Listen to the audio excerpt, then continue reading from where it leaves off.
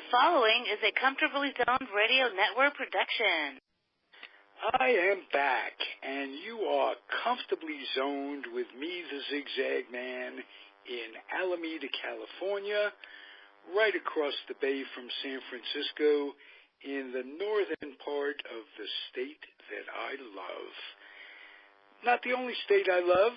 First state I loved was New York, and I left there a long time ago, being a great Met fan, coming to California.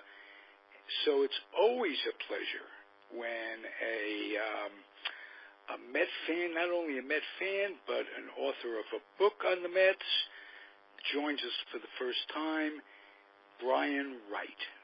How are you, sir? I'm doing well, Ralph. How are you?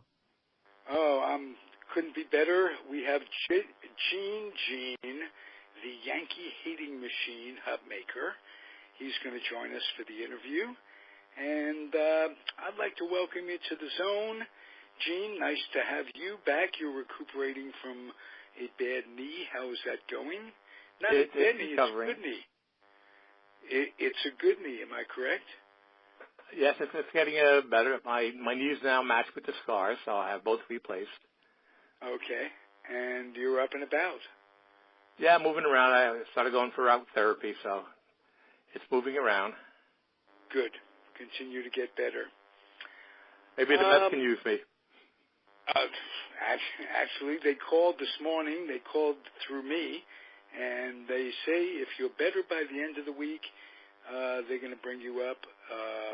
They have to replace Familia, who, it's my judgment, will be traded very shortly because it was announced today that Mejia, old Met pitcher, relief pitcher, who was suspended supposedly for life, and that's been reversed. He'll be back next year, 2019, and we're going to have a lot of changes coming up.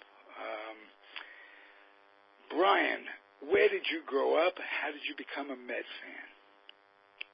Well, I grew up. I guess the easier part is to say why I became a Mets fan. So my father grew up on Long Island, was a Mets fan dating back to 1962, and kind of passed along that love of the Mets to me. I lived in New York when I was very young, but grew up in Northern Virginia and still reside in that area. I currently reside in Washington, D.C., but never really changed. I never changed allegiance one bit from the Mets. I went to my first game in 1992. I was 5 years old. 30 years after my dad went to his first game. Both happened to be against the Dodgers. That game combined with my dad had 1986 VHS tape, and I love that. And he had the 25th anniversary tape, and I love that. With Pearl Bailey singing on it, if I'm not mistaken. She might have been. She might have been on it. Certainly a lot of as far as the '86 video, a lot of '80s songs, which are looking back kind of interesting. But yeah, those things combined forged my love of the Mets and made me interested in knowing more about the history of the Mets. And it kind of snowballed to not only the book but just in general. I'm still as obsessed as I ever was. Oh, terrific. When you talk about the history of the Mets, it's all based on the Giants and Dodgers who played in New York until 1958, really, their first year gone. And most of the Met fans were either Giant or Dodger fans before becoming Met fans when they were formed in 1962. What fan was your dad? Was he a Dodger fan or a Giant fan growing up? So my dad really was too young to ever take on a team before the Mets. His father was a Brooklyn Dodgers fan, and when the Dodgers left, as you said, before the '58 season, he kind of he never transferred his allegiance to Los Angeles, nor did any real Brooklyn Dodger fan, nor did a fan of the New York Giants when they moved to San Francisco. My dad was like too young. I guess he was 7 years old when the Mets came about in '62, and my grandfather, his father, became a Mets fan, but certainly was not as passionate about the Mets as he was about the Brooklyn Dodgers. My dad still has a love for the Brooklyn Dodgers, as do I. Kind of keep on that heritage for the family. But as you said, I mean, when the Dodgers and the Giants left after '57, I mean, there was a real void for National League fans in New York. Just the Yankees being the only team there. I mean, they really had to fill that void, and the Mets coming in with Bill Shea helping create the Continental League, which is more of just a existential threat to the National League, got the National League to react, and therefore the Mets and of course the Astros, later the Astros, were formed. So it really filled a need for National League fans who had been deprived of the Giants and the Dodgers. Wow, you have a terrific memory or terrific sense of history. Not memory, because it was way before you were born, but Branch Rickey did indeed lead the Continental League, a startup league that was designed to force the issue. And it forced them to not only have Houston, but the Mets. Maybe Gene can help me on this. Of the 7 or 8 teams that were proposed in the Continental League, 7 of the 8 have gotten major league franchises since then. And were they talking Buffalo then? I think Buffalo is the one exception. But I know that Denver was talked about, and that's, of course, that happened a lot later. I can't remember the other ones, but I believe you're right, and it might be all 8. I don't know if Buffalo was included in that. Well, I don't either. We'll look that up for next time. But I want to know how it came about that you decided to write a book. Different being a fan. When you write a book, as Gene knows, you got to show objectivity, and I think that's the most difficult thing for a fan of a team that writes a book. Did you have any trouble with that? Were you able to show the Mets from both sides?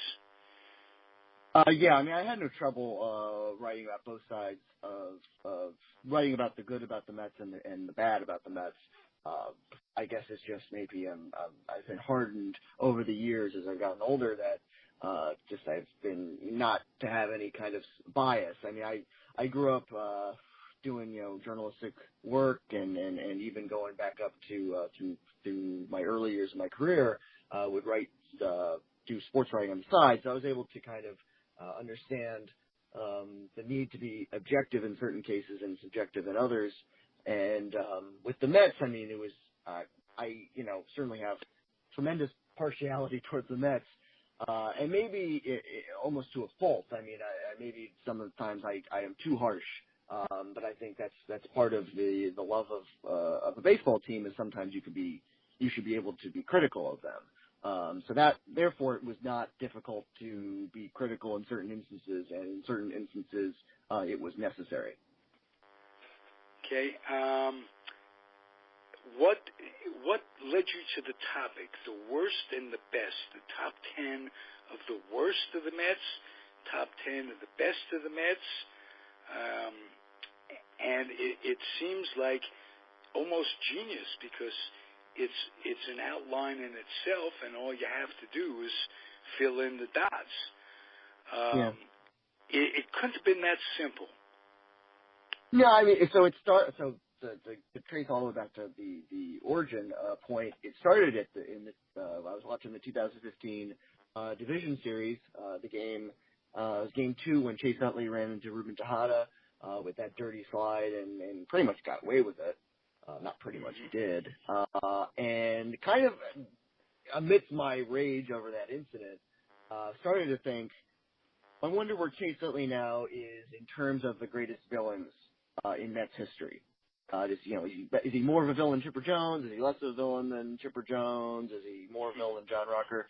Anyway, so I started to think about that, and I started to think, well, who are the top 10 villains in Mets history? And for even more background, part of my side writing was like doing Bleacher Report and other sites that had these list-based assignments. So I kind of was in that mode. So I thought about these top 10 villains in Mets history, and then I started to think, well, what other top 10 lists could I do? Top 10 home runs, top 10 worst trades, best trades, top 10 postseason games. So it kind of it carried over to creating about 40 or so lists. And as I was able to get the book deal from Arcadia and the History Press in early 2017, it was parsed down to 30 different lists of, pretty much an equal mix of maybe more good, but certainly a fair mix of the best of Mets history and certainly the worst in those top 10 lists. And some of the top 10s are not exactly top 10. They're like, best, the all-time team when you throw in a designated hitter, the all-time second team, or the best games from the pennant-winning seasons, but in chronological order, just to show how that season evolved. So that's how it really came about with Chase Utley, and it really moved on from there to spawn off into all these different lists. Brian, I'm just curious. In your conscious, do you remember, or was it told to you, the Book of Lists by Wallace and Wolchinski and Wolchinski? It was Irving Wallace put this together, a very, very famous novelist at the time, with the help of his children, who either never changed their name to Wallace or went back to Wolchinski. But it was literally a book of lists, and it wasn't just basically, it wasn't sports in particular, but I don't know. That's what came to mind when you were describing your book, and I don't know if you're familiar with that work. I am not familiar with it, but maybe subconsciously I do know of it. The reason for my list, like I said, was that I had done this work with these other sites that were, hey, Wright, I was writing for the NFL site, do top 10, touchdowns of the right. stuff like that. I like football. I don't love football. I love baseball. I love Mets. So that's kind of how it came about. And the fact that I don't have any, this is my first book. I don't think I had the cachet to be able to do a book in which I did like interviews or tremendous amount of kind of traveling to certain places to do research. I kind of had to kind of create a specific way to deliver a book on my own, and this was kind of I thought the easiest way to go about doing that.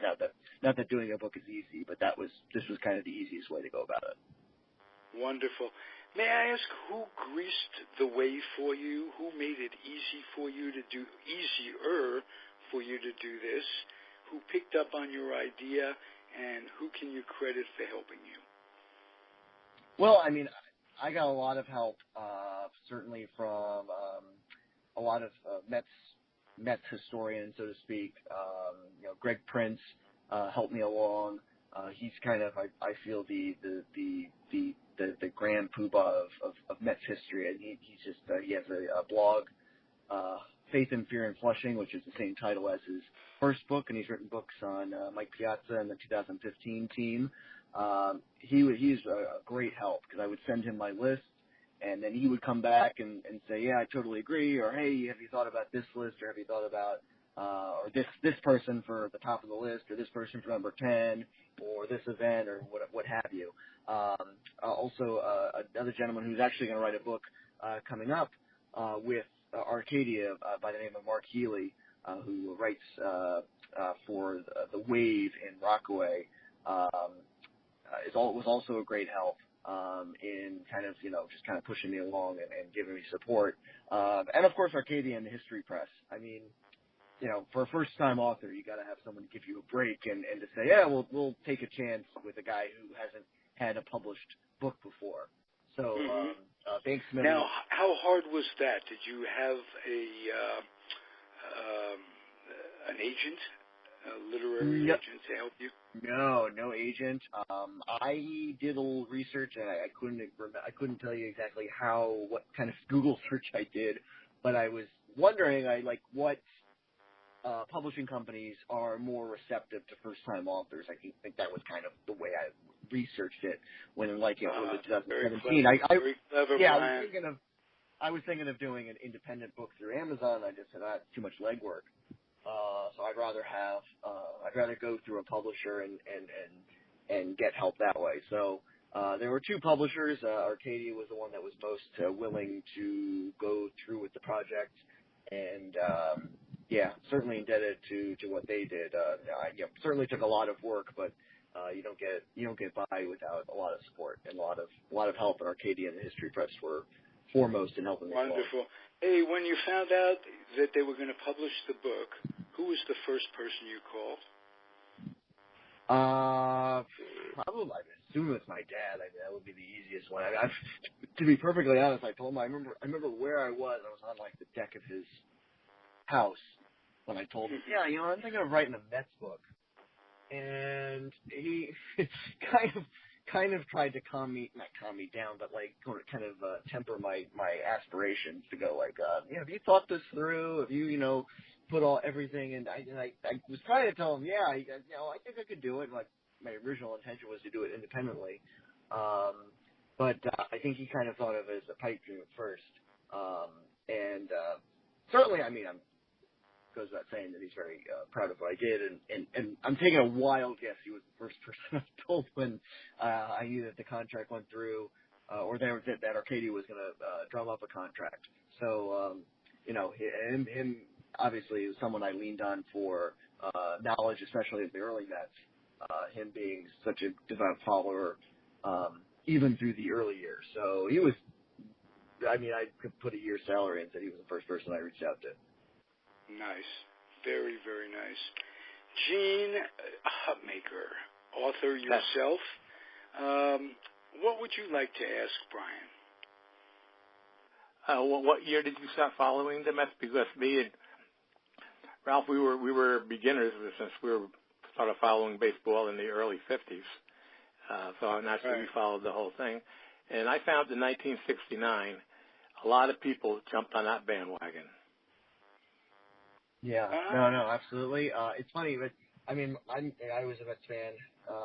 My first game was in 1992. I was only 5 years old, and who knows how much I really knew what was going on. But that kind of kickstarted my love of the Mets. And I don't think my dad took me to the game thinking my son he loves baseball. I think it was just by chance. I think we were living in New York at the time, and my dad was a Mets fan even before '69. But he would be the first to say that when '69 happened, as great as it was, and certainly his favorite Mets year by far, he would agree that it kind of created this bandwagon that a lot of people jumped on, and it kind of was he kind of said, okay, well, I was here from the beginning, where we're looking at all these other kids in his class going where you've been the last 7 years. So as is customary of any championship team, the Golden State Warriors or the Philadelphia Eagles winning you're going to have people that just suddenly become fans of this team, and it's just the way things are in sports. People follow whoever's best, and in 1969, even though the Mets were the worst before it, when they became the best, people kind of jumped on that bandwagon. Brian, what did your family do for baseball when you moved to Virginia?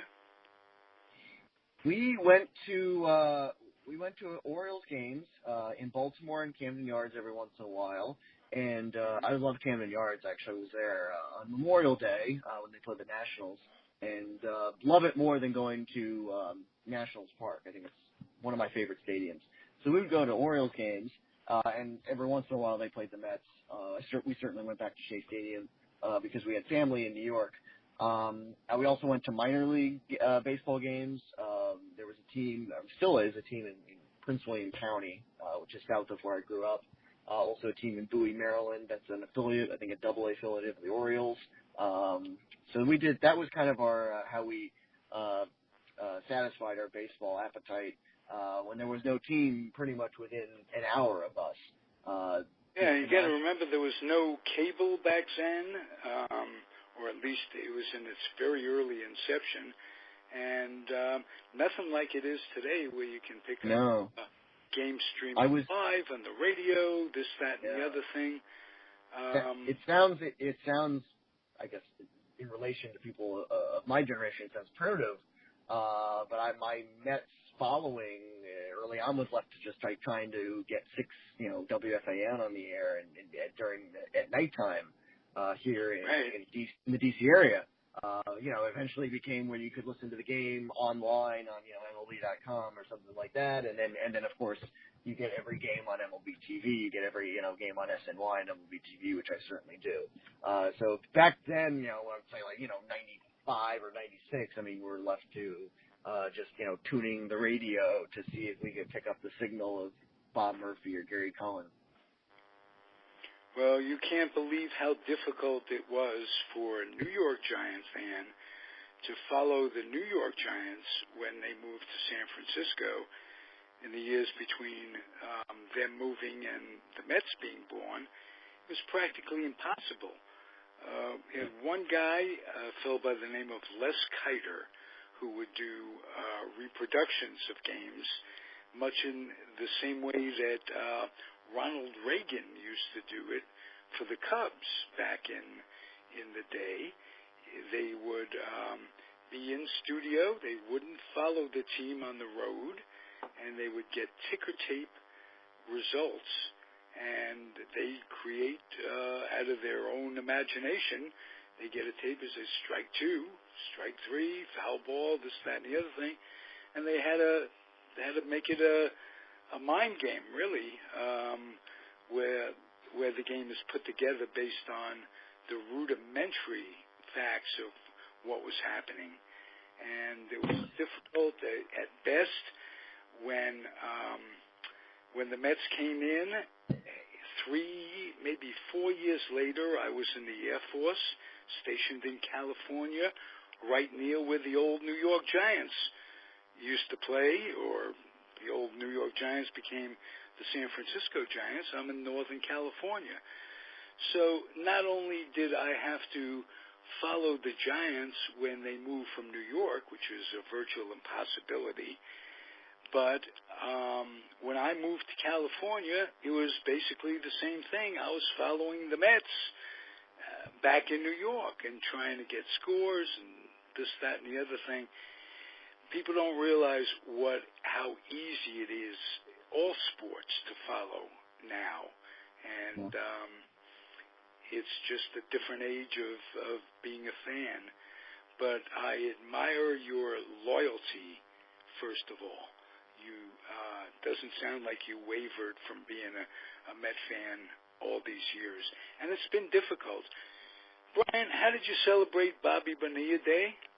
Oh, geez. No, I didn't have a cake or anything. I actually, I know you said celebrate in kind of a joking fashion, but I don't look at it as being that bad.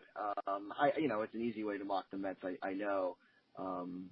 I agree with you. They saved money, and it was, at the time, they deferred money that they could have used elsewhere, and probably did. I don't remember the exact circumstances. They deferred money to Bonilla, saving him from himself, as most people need help over the course of a lifetime. You could go through big bucks, and it was, he's got a lifetime income. And I think it was a good deal for both teams. I don't think... the deferred money went to Mike Hampton. Not that the Mets were, penny pinchers at all at that time, but the deferred money went to Mike Hampton, who pitched in 2000. That was his 1 year with the Mets. Won the NLCS MVP. Of course, pitched the Mets to the World Series, and then when he went to Colorado, the Mets got Colorado's draft pick, which turned into David Wright. So, but they had a good school system. They don't. Gosh, yes, that was his excuse. Yeah, that was you could only that's the only thing you could buy. Other than that, he was a good hitting pitcher too, and I guess Colorado would have helped him hitting wise. But yeah, no, I look at and I look at all the other players that have had deferred payments. I mean, I know that it's easy to Bobby Bonilla and the Mets are kind of two easy punchlines. But there are a lot. Like Bruce Sutter, I think he got paid by the Braves. He might still be being paid by the Braves. I don't know. I heard that, and there are a bunch. So, Bobby Bonilla Day, or to celebrate Bobby Bonilla Day is kind of, it's fun. I mean, people, even my friends who aren't Mets fans, they know about it. They kind of chide me about it, but I never look at it as a bad thing. I mean, it's kind of something I can laugh about, but it's something that they're like, just, oh God, here it goes again. We're giving another, $1.1 million to Bobby Bonilla. And, I mean, it's not as bad as people make it out to be. Absolutely not. And remember, too, that money, if you want to blame the Mets or come down on them, the money that they're paying now isn't worth as much as the money back then. So they're paying a reduced amount. Bonilla is in a lesser tax bracket. He is presumably older and more mature and can do well with the money. Definitely a good deal for both teams. Brian, who is your favorite all-time Met, and who is a Met that you really didn't like all that much? I guess with my last name, I mean, David Wright is an easy person to gravitate. Okay, that's too easy. Who's your second favorite all-time? Second, I mean, Tom Seaver is great. I mean, obviously didn't see Tom Seaver. Another Met that I saw would be Mike Piazza. I mean, Mike Piazza was there when I was, growing up as a Mets fan. He was the guy from when he came in '98 up until 2005. And there's so many great memories looking back, especially now that he's in the Hall of Fame. It's kind of, I mean, when he made the Hall of Fame, it was something special for me, just being something to look back on my childhood. That was kind of that was a major deal. As far as my least favorite Met, I'm sure both of you will know this guy. He's kind of obscure to people my age. Is Mel Rojas? I don't know if you remember Mel Rojas. Pitcher? I do. Yeah. A relief pitcher. He got him from the Expos. I know he's with the Cubs, and maybe they traded him to the Cubs. I guess he's kind of the modern, the older version of what Hansel Robles is now, or was until they got rid of him. Right. Mel Rojas, he was like a magician. I couldn't. It was amazing how he would make base runners appear so quickly and make them score. It was unbelievable. I don't know what year was he there, 97 or 98, maybe both of those years. And he was just infuriating. I mean, like, I don't know what his ERA was, but it was, and of course, back then I took Mets games much more seriously than I do now. Now I don't, if Mel Rojas was around now, I don't think I'd ever care. But back then it was just, he was the bane of my existence.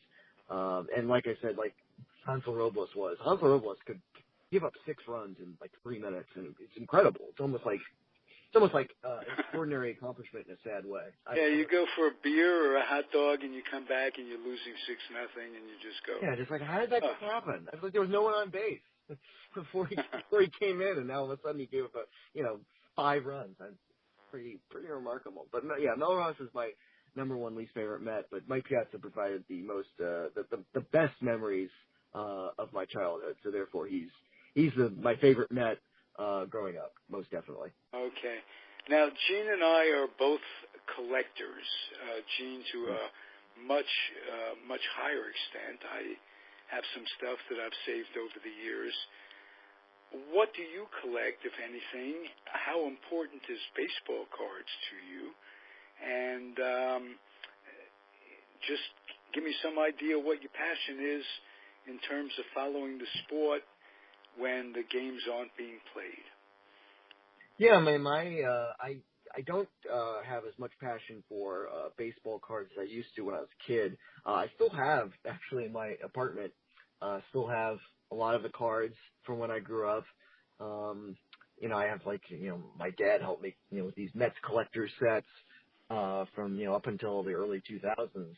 But as far as just like other collectibles, I have baseballs. Like Dad's uncle played golf with like Carl Yastrzemski, so I have a Carl Yastrzemski ball, sign ball. Cal Ripken Jr., Whitey Ford. Was able to nab. Me and my dad were able to nab once Bobby Thompson, so I have that one. Al Leiter, I know we have, and I guess as far as recent ones, I was able to get an autograph and a picture with Dwight Gooden, which is now on my wall, which I'm very happy about. But I'm not as avid as a collector as maybe I used to be. I kind of like I just enjoy the game as much as I ever have. I like, I weirdly like watching older baseball games. And when I talk older baseball games, I'm talking about games from like the 70s and the 80s, just to see how they were produced, compared to how they're done today. So that's how I kind of satisfy my, baseball appetite, especially, in the winter or just, in the off season in general. Okay, Brian, if you weren't a Met fan, excluding the Orioles, whom you mentioned and who you have an affinity for, obviously, who would you root for in the National League? I actually have thought about this. If you took away all my biases and kind of just, here you are, a baseball fan, pick a team, and the history that goes with it, I would pick the Dodgers. They have the history without being, for lack of a better word, annoying. It's not like the Yankees. It's not like, the Yankees winning all the time. It's, the Dodgers have, going back to Jackie Robinson and their social, impact, with all the other great players and the great teams. It's too much to pass up. And then the uniforms, I think, are the best in baseball. And the stadium is beautiful, and they play in L.A., and they had Vin Scully, and they had Tommy Lasorda, and it's just, I don't know. I think if I had one team to pick from scratch, if I started baseball fandom, that would be my team. Not just in the National League, but just any team. And I mean, certainly would not be the Nationals. Let's put it that way. Okay. May I ask you if you see a ray of hope in what's happening now? Is there anything positive going on in Metsville? I mean, I can't look at the Mets and say there is nothing positive. I mean, I think Jacob deGrom, despite not having any support, is certainly a great thing going, and they should not trade him at all, because I don't think you can get anything equal to his value. So I'm glad to hear that they're not looking to shop him. Now, does that mean at the deadline they won't? I have no idea. But I can't say that the Mets have no hope. I mean, you look at a lot of teams that go, and I know there's a trend of teams going, just tearing everything down and building back up. But there's also a chance of kind of, building from what you have now, and Jacob deGrom is one of those guys you can build with.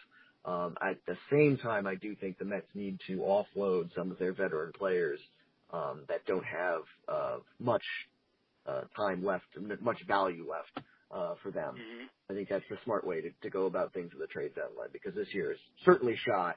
But at the same time, if they act wisely from now to the trade deadline, and certainly now for the rest of the year, there's no reason why Mets can't be at least respectable in 2019. I don't know if they could be contender, but they don't have to tear it all down, so to speak, like kind of like the Astros did, or the White Sox did, or the Braves did. Maybe that's the way they want to go about it. I don't think they are, but I think you have some pieces to build around, starting with Jacob deGrom. Beautiful answer. Gene, any questions before I ask my final question? No, not really. As a Cardinal fan, the Mets became like a secondary type team, and living and going to a bunch of the Cardinal Mets games.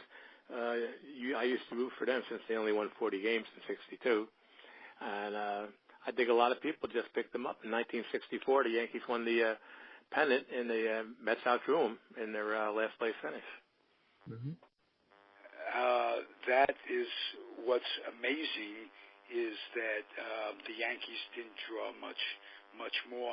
As a matter of fact, when the Giants and Dodgers left, the Yankees' attendance didn't increase. If not at all, just a little bit, only because National League fans were so loyal to the National League that they just wouldn't go across the bridge. That's basically what it came down to. And, New York is a tough place to play. Brian, nice job on your book. Thank you so much. And I just want to ask you, my question is, what's next? You finish a project. Is there a come down? Is it somewhat almost not anticlimactic, because look what you've done. You're in the Library of Congress, that sort of thing. But do you have to almost step back and regroup, or have you been thinking about your next project for some time? I have been thinking about it, not for some time, but just recently. Now that it's about 3 months after the book was published, certainly want to get out there. I have a career, working for a government contractor, so I haven't been, fortunately, I have not been sitting around thinking about what am I going to do next, and without any kind of any form of income. Brian, so you're not working for Halliburton, are you? Oh no! I'm working. We've done with a General Service Administration contractor. Okay, that's okay. A lot better. I wouldn't know what to do. I spent a half an hour talking with a guy from Halliburton. How would I feel? No, I'm on the good side. Thanks. I mean. All right. But makes me feel much better. You can't have a Mets fan on the wrong side. Let me stress, and you'll agree with me, Brian, it isn't easy being a Met fan. It's something you almost, even when things are going good, it's not easy. It's hard to explain to people, but this is something about this team. It makes it interesting. It's not always fun, but it's always interesting. And my final question to you is, do you think it was a horrible idea when poor Sandy is back on the DL, Sandy Alderson, recovering now for a second bout of cancer, preparing to fight that Wilpon, instead of choosing one of the 2 or 3 candidates that have ended up being a 3-headed monster. In other words, 3 guys are making decisions. One of them is the former general manager Omar Minaya. I blank on the other two guys. Riccardi is the other one. Is one of the other ones. I thought that was a horrible move. I thought, with as many decisions that have to be made, coming up to trade deadline, talking about next year, I don't think it's ever a good idea to have a committee and go back and forth debating this, that, and the other thing. One guy should be in charge. Does that ring true with you? Yeah, no, it does. I don't think. I think that having a kind of a 3-pronged decision-making team is just kind of absurd. I don't know what, I mean, I've never seen that ever work. I've never seen it even, I don't know, I couldn't tell you the last time it was ever attempted. But, in a leadership position of that magnitude, I kind of feel that one person should be making the final decision, and maybe one person is. I don't know, but it just seems like you're going to have too many, I guess, cooks in the kitchen, for lack of a better term, trying to figure out how to operate the team in a time of crisis. certainly the situation is not ideal, and certainly Sandy's help is first. But as far as the franchise and on the field, their on the field play is concerned, I mean, this is a time of crisis. I mean, this is a kind of a turning point. I mean, how are they going to react to the way this season has gone and going forward? Because it's you could say there is nowhere to go but up, but you never know with this franchise. Good answers, Brian. I hope you'll come back and visit us from time to time. Oh, absolutely. I'd love to be back on. Beautiful, beautiful. Tell us the name of the book and the best way to get it. But not only that, say somebody wants to buy your book and have you autograph the book. How would they do that? I'm sure they can get it at Amazon, this, that, and the other thing. Yeah. But how would they go about getting you to personalize the book? Yeah, well, I mean, as you said, Amazon. So the book is called Mets and Tens, 10S. Mets and Tens, Best and Worst of an Amazin History. And if you would like a signed copy, I'd be happy to provide one. You can reach out to me on Facebook. There is a Mets in Tens Facebook page. I'm also on Twitter at Brian Wright 86, and also on Instagram at BA Wright 86. And you can also reach out to me by email, bawright3@gmail.com. Happy to answer any questions, and as you said, Ralph, I'm happy to sign any books, to deliver a book, a signed copy, for just, of course, if you're going to buy one. Obviously, I'm not going to send it for free. But no, we weren't expecting that. Not only do we want you to pay it for free, but we want you to do the postage too. Would that be all right? Oh, that's yes. I guess that's perfectly. I'll bet people ask you stuff like that. Just send me 5 copies for all my kids. This, that, and the other. Oh no, they do, and sometimes I have to. I'm generous to a point. I'm going, okay, well, maybe I'm trying to make money off of this. As nice as I am to certain people who have helped me, and there are people who have helped me who I've sent the book to for free. I am trying to get reap some of the rewards from my work. So absolutely, monetizing stuff that you do as a passion. I think that if you could do that in life, if you could, if your job can be your something you'd be doing, even if they didn't call it a job, you'd rather be doing that. That's a happy life, and it sounds like you're well on your way to that, young man. Yeah, I hope so. All right. Keep it up, and again, you'll be back, and we're grateful for that. Gene, thank you for sitting in with us. You're welcome. And we'll be back very soon. If you're listening, the guest was Brian Wright. He wrote a great book on the Mets, and I love talking Metsies. Even at a time like this in 2018, still love talking about them. So thank you for listening, everybody. It's the Comfortably Zoned Radio Network. I am Ralph Tyko, and we'll be back soon. Be well, guys.